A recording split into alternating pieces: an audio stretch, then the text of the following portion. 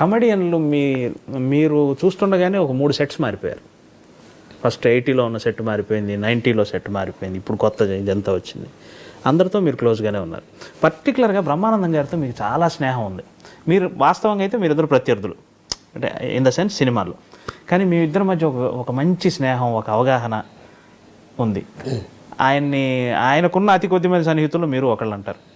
కొండొకచో ఆయన్ని ఏకవచనంతో పిలవగలిగేంత సాన్నిహిత్యం ఉందని కూడా చెప్తారు. అది ఎలా మీ ఇద్దరు అనుబంధం, దాన్ని కొంచెం వివరించండి. ఆయనకి తమ్ముడు లేడు, నాకు అన్న లేడు. అంతేనా?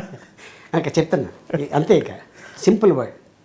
దీనికి ఇంత పెద్ద సాగదీయడం అవసరం కూడా లేదు. ఆయనకి తమ్ముడు లేడు, నాకు అన్న లేడు.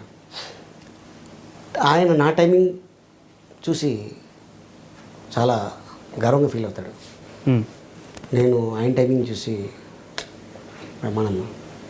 ఎందుకంటే ఈ ఇండస్ట్రీలో ఆయన పెద్ద పెద్ద కెమెరాలని ఉన్నప్పుడు యాక్ట్ చేశాడు, మ్యాగజైన్లో ఉన్నప్పుడు యాక్ట్ చేశాడు, ఇప్పుడు చిప్పు వచ్చింది ఇంకా యాక్ట్ చేస్తూనే ఉన్నాడు.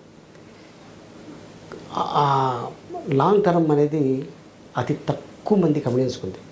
అప్పట్లో రాయలింగ గారికి, రాజబాబు గారికి, 30 ఏళ్ళు రామలింగయ్య గారికి, రమణారెడ్డి గారికి, పద్మనాభం గారికి, చలం గారికి, కేవి చలం గారికి ఇలా ఉండేది. ఇప్పుడు ట్రెండ్లో చూసుకుంటే ఒక బ్రహ్మానందం గాలి అంతే. డౌట్. ఆ తర్వాత ఒక రఘుబాబు, ఒక కృష్ణ భగవాన్. అంటే ఏజ్ ఆల్మోస్ట్ దగ్గరలోనే ఉంటుంది. ఒక 4-5 సంవత్సరాలు వేరియేషన్ ఉంటుంది. చెప్తున్నా అంటే ఇంకా ఆదరిస్తున్నారు.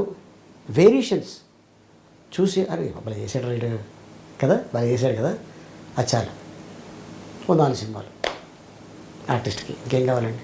ఒక హిట్ సినిమా ఎన్ని సినిమాలను పుట్టిస్తుంది సార్? 5-6 సినిమాలు వస్తుంది. ఓకే. సూపర్ డూపర్ హిట్ అయితే 5-6 సినిమాలు. బా అద్దరిపోయింది అసలు, ఇరక్కొట్టేసాడు అంటే 10 సినిమాలు వచ్చేస్తాయి. కానీ 10 సినిమాలకి డేట్లు కుదరాలి కదా, చెయ్యాలి కదా, దాంట్లో మనమే ఉండాలి కదా.